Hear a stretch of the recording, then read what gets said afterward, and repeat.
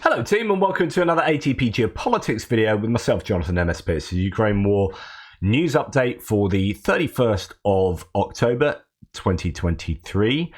I will now attempt the growl of a werewolf.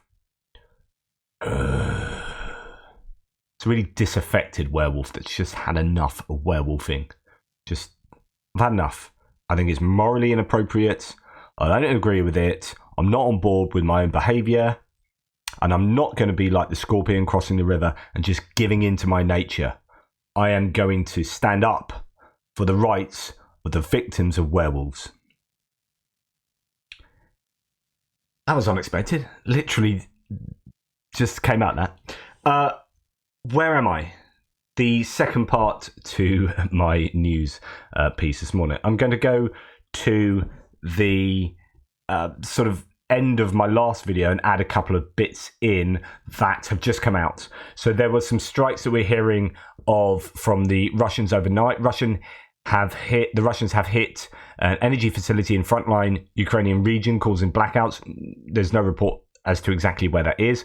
Russian forces struck a thermal power plant in one of Ukraine's frontline regions, according to the Kyiv Independent. And the country's largest private energy company, DTEK. The attack significantly damaged the DTEK facility's equipment, causing electricity and water supply cutoffs in a nearby settlement. The company wrote no casualties were reported. DTEK did not specify which region was targeted. Meanwhile, Interior Ministry Klemenko said that Russian troops shelled an energy facility in Donetsk Oblast as well, or possibly that could be referring to that. We might be starting to see the beginning of the energy infrastructure being targeted by the Russians during this autumn to winter period. Okay, the other thing that's worth noting, Russia on fire incident, or maybe not, it's interesting, an explosion at the Solekhamsk plant, Ural, in Perm region. So Russia confirms explosions but says there's not a fire. A quote technological process took place. The plant makes weapons for the army. So a powerful explosion ran out the Ural military plant. The Ural plant is one of the largest plants in the ammunition industry in Russia, in the Russian defense industry. So that, I think, is significant. Could that be partisan activity? I don't know.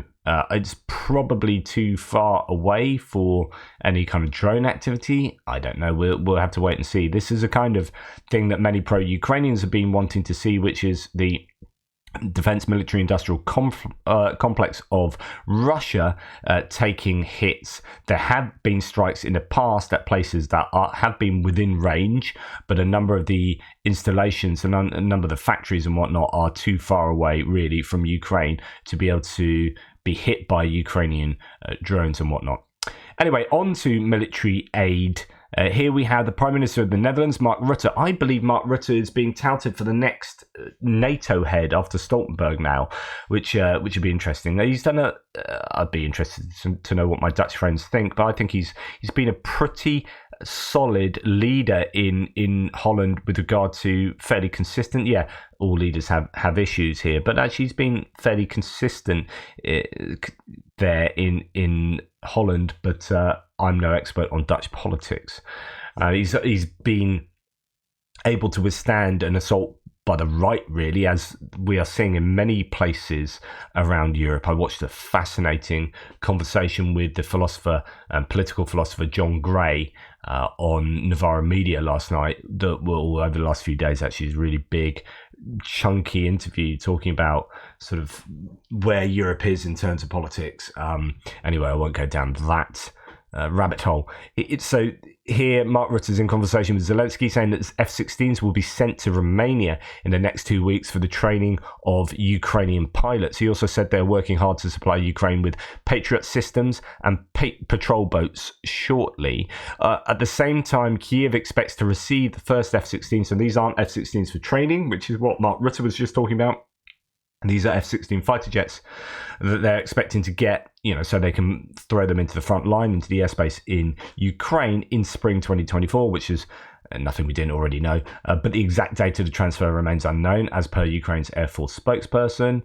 In some branches of the military, the shortage of personnel has become even more acute than the shortage of weapons and ammunition. Military commissars are forced to call up more and more senior personnel, raising the average age of the soldier in Ukraine to about 43 years. This is from the Time magazine article that I shared with you in the last video, but just to reiterate that one of the big challenges, I think, for the Ukrainian armed forces going forward are troops on the ground, boots on the ground, and particularly younger troops on the ground. I think the fact that the average age is supposedly at 43 years says an awful lot about the challenges that the Ukrainians face in terms of recruitment. Right, Germany has begun training a group of Ukrainian soldiers on a Patriot air defense system. The Luftwaffe reports 61 Ukrainian military personnel are participating in it. Also, 10 Ukrainian language mediators are starting a multi-week training course. Excellent. Obviously, Patriots are becoming more and more important. They are playing a greater role as Ukraine is seeking to get another 5 from Raytheon directly. And other launches and bits and pieces are being given by allied nations, sort of piecemeal here and there. Azerbaijan has sent electrical equipment worth $7.6 million to Ukraine. It includes more than 555,000 meters of electrical cables and wires. A convoy of 14 aid trucks is being sent to support efforts to restore sustainable power supply in the areas affected. Now, this is fascinating because Azerbaijan is within the sphere of influence, although Russia has traditionally been on the side of Armenia more. They have been peacekeepers in the Nagorno-Karabakh region to support peace there. It's interesting that Azerbaijan are very overtly trying to give aid to Ukraine that will stop the Russian attempt to degrade the Ukrainian energy infrastructure. So that is interesting positioning by Azerbaijan. Austria provides humanitarian aid to Ukrainian rescuers. I mean, I can't say that this is a huge tranche of aid, to be honest, but I guess every little helps. The humanitarian support includes 4 special vehicles for the State Emergency Service. That is 2 passenger cars, a fire tanker, and a ladder truck. So thank you, Austria. Fairly sure could help a little bit more there, but nonetheless good, I guess. So Ukraine has gained an advantage in the production of copters, says the Minister for Digital Transformation, Mikhailo Fedorov. According to him, in some other categories of drones, the advantage may come in the near future. Production facilities, large factories have already been built. However, there are areas, Russian Lancets, that require further refinement. Quote, this category we have sagged and never had analogues. Today, there are already about a dozen companies that are developing such technologies, but they have not yet moved to mass production, said the minister. So, at the beginning of the war, it was recognized that the Ukrainians were doing quite well in terms of possibly more technologically advanced and expensive drones. But Russia were fielding things like the Orlan 10, the Orlan 30 and Lancets that were effectively fairly cheap, low-cost, high-effect drones that have had, great effect over the course of the war. And Ukraine had to play a bit of catch-up. Luckily, they had enough funding, and they've also brought on private entities, private companies, in a way that possibly Russia hasn't. So that going forward, throughout the war, we've seen Ukraine catch up and overtake the Russians in terms of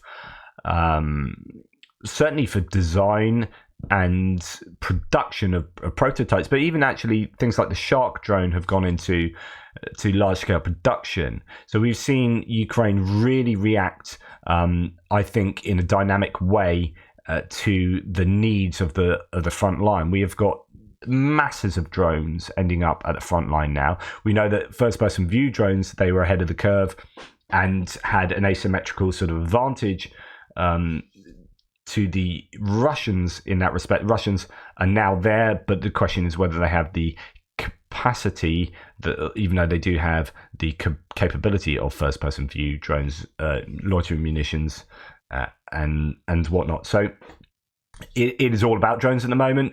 I think Ukraine is in a healthier position with regard to the kind of, if you like, mobilization of the private sector in conjunction with the public sector in the defense military-industrial complex. They're working so hard to produce stuff.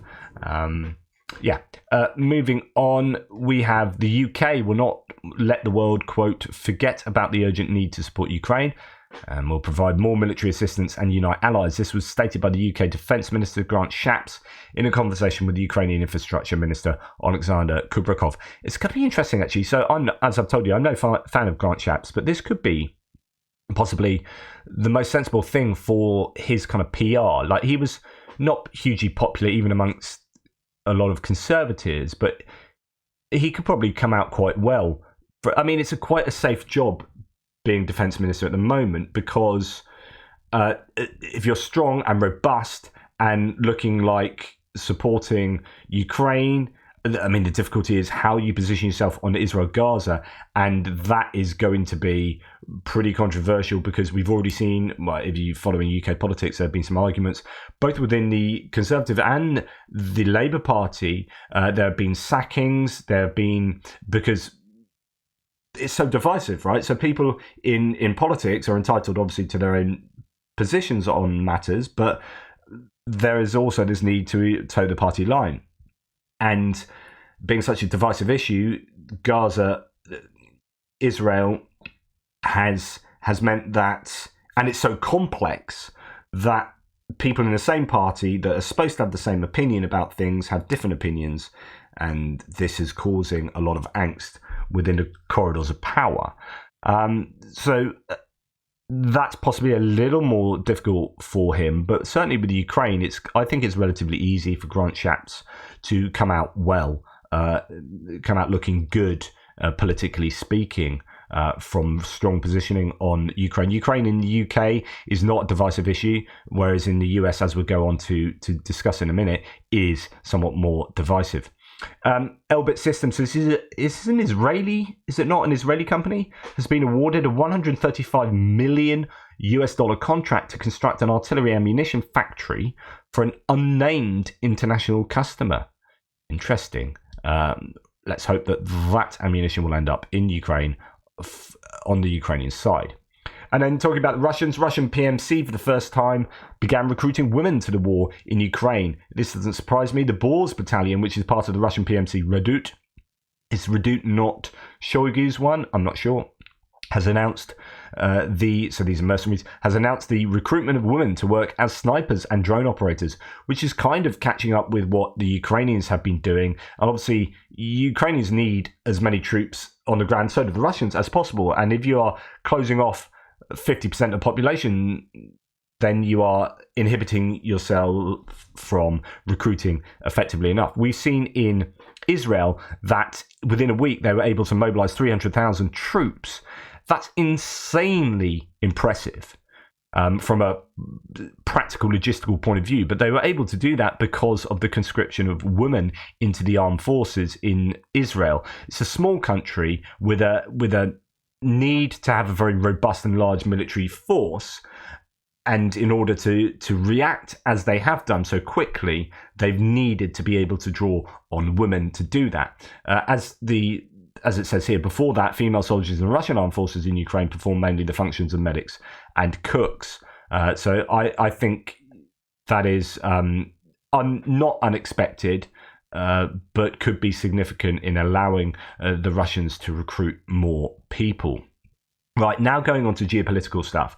Republicans introduced a bill to US Congress to support Israel without Ukraine. So this has happened. They're looking to split the bill, the $106 billion bill that was going to include Israel, Ukraine, bit of Taiwan, and border stuff. They're now going to split it apart. And as I've said, this makes me really angry. This is not good. This is just, I don't think there's any way this is good. It's possibly a way of Republicans to try and shoehorn in compromise, and it might be compromise elsewhere, and we're going to come on to that in a second. So the total amount of funds proposed to be allocated to Israel is $14.3 billion, which Biden had previously requested from Congress. However, unlike the president's proposal, the bill prepared by the Republicans does not include funds to support Ukraine and Taiwan.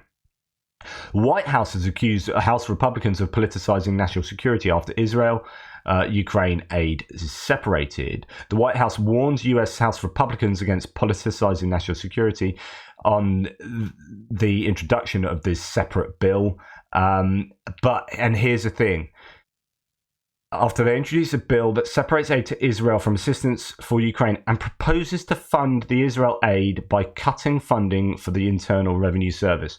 This is super problematic, and this is typical bloody... And I'm sorry, I know I have a lot of Republican viewers here, but this annoys me. So it's such a typical move to cut funding to the IRS. People don't understand. Like, people hate the IRS, but partly because your tax system in America is just crazy.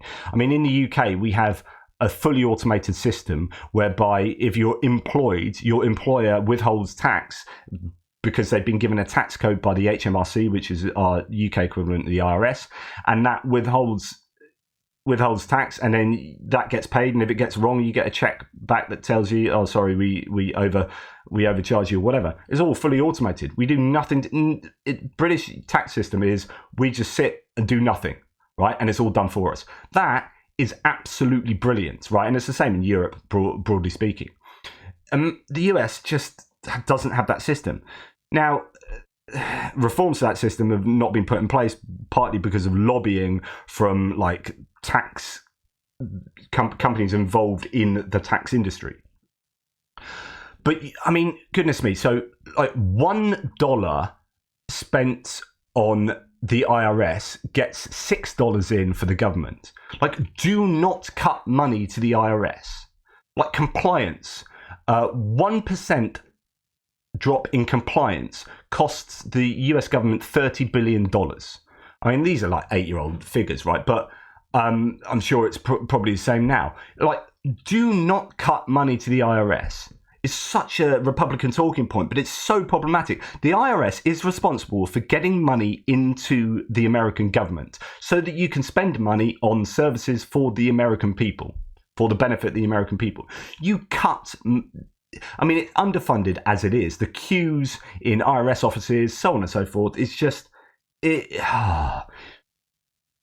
just really annoys me that you had such short-sightedness, that such talking point politics. It's like, I know what'll get people really happy, because everyone hates a tax collector, right? It goes back to biblical times, doesn't it? Everyone hates a tax collector. Boo!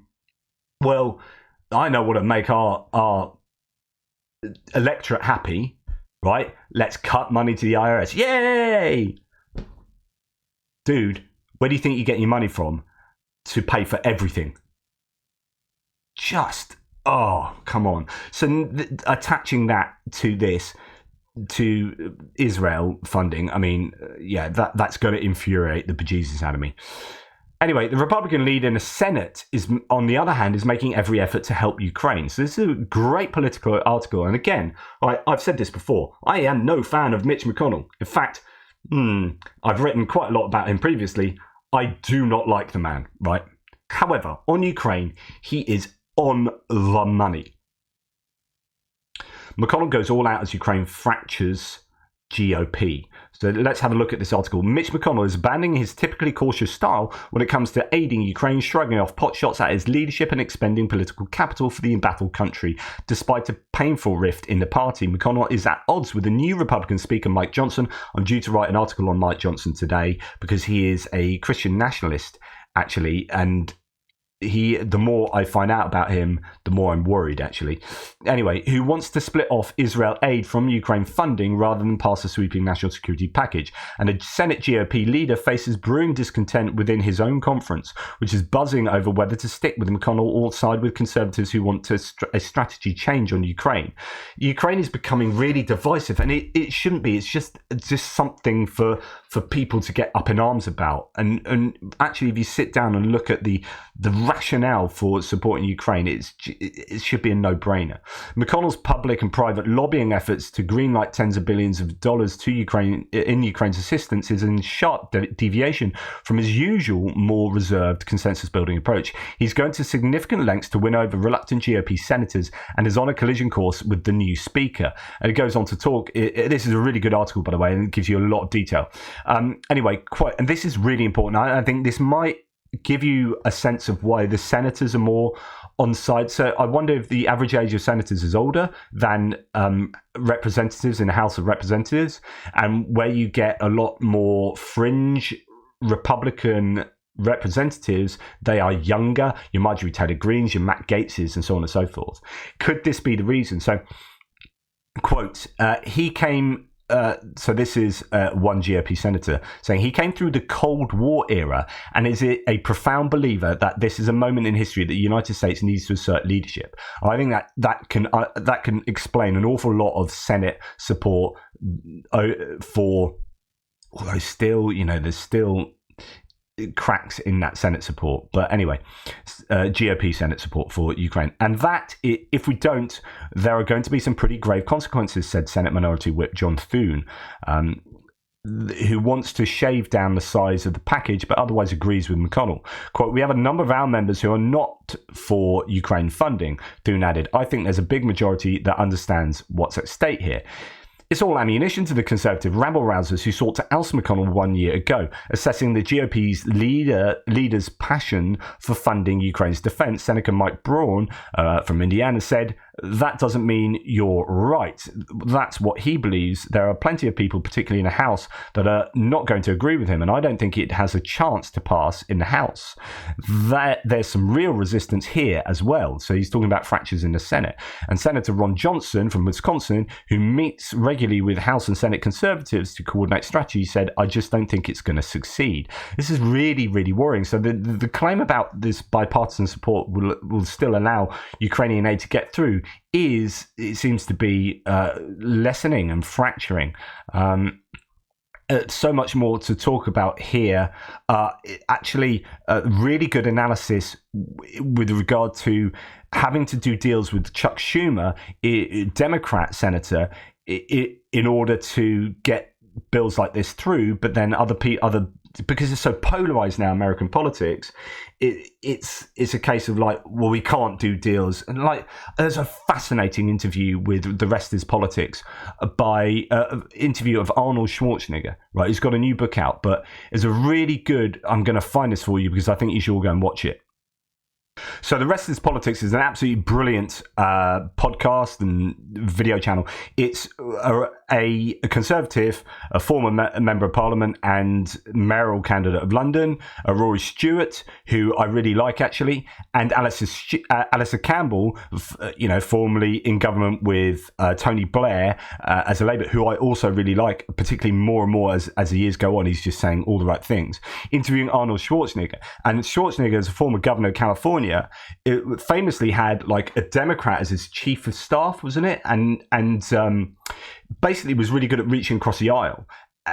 And his criticism of politicians in America is that they don't do that, and that they don't put their own like political future on the line. They always vote on safe things that they know, low hanging fruit rather than high hanging fruit. Anyway, it's a really interesting article that kind of talks to this idea of the lack of will to work with members of the opposite party to get things done, and that's the same for both sides. And here we've got Ukraine suffering as a result of a lack of will to do bipartisan collaboration.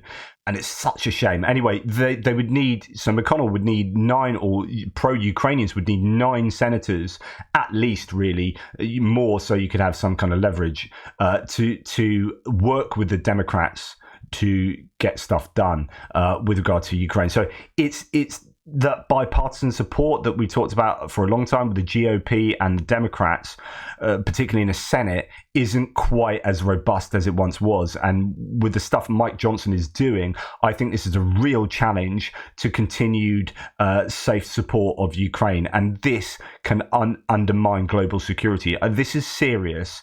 And Mike Johnson, I think the will of the GOP, when they realized that they were not looking good and things, it was embarrassing that they couldn't get a majority speaker voted in. They then just went for someone that was a bit of an unknown and it seemed to be a bit of a safe pair of hands, and like, yeah, okay, let's get him in. And now I think certain things will come back and bite them on the arse, because I think Mike Johnson is not cool in a whole number of ways, not least something like Ukraine.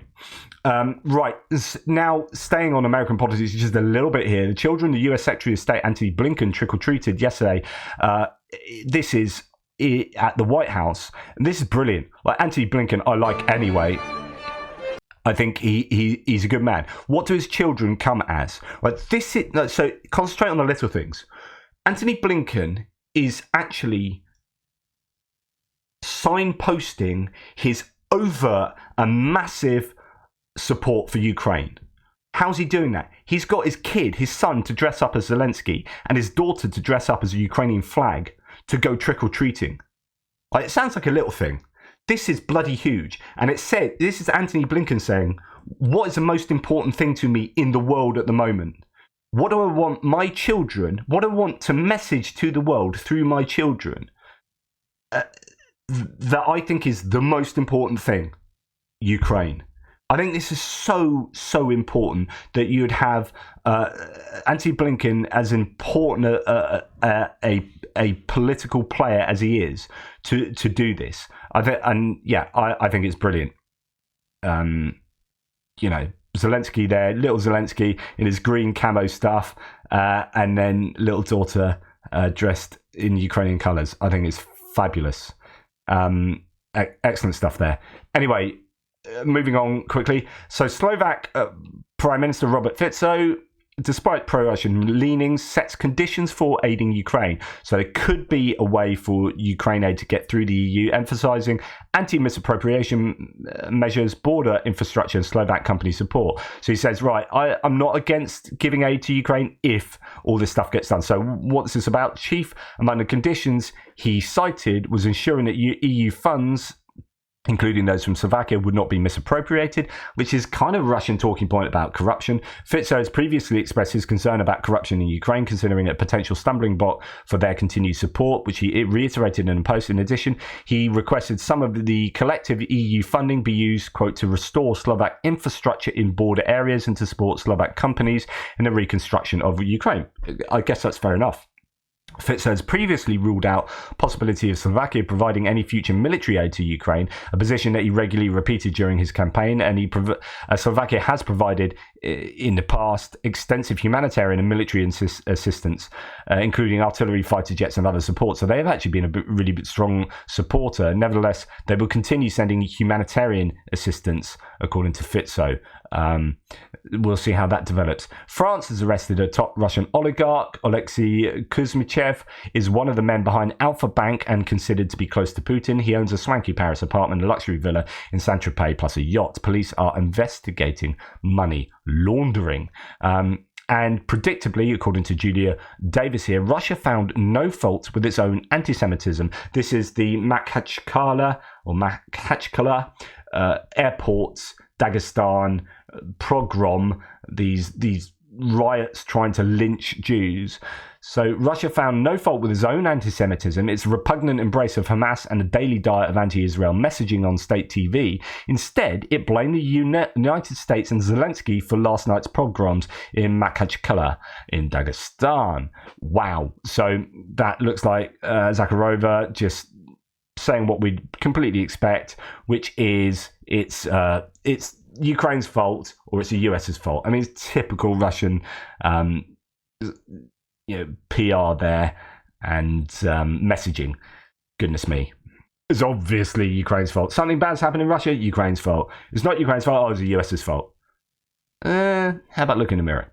Anyway, that's enough for me. Thank you so much for your support. Please like, subscribe and share. Really appreciate all of the support you give to me. Just a bit of a personal thanks to Karen Spennock. Massive thanks there, Karen. Guillaume Rochefort, Mickey from Cambridge. Really do appreciate all of you.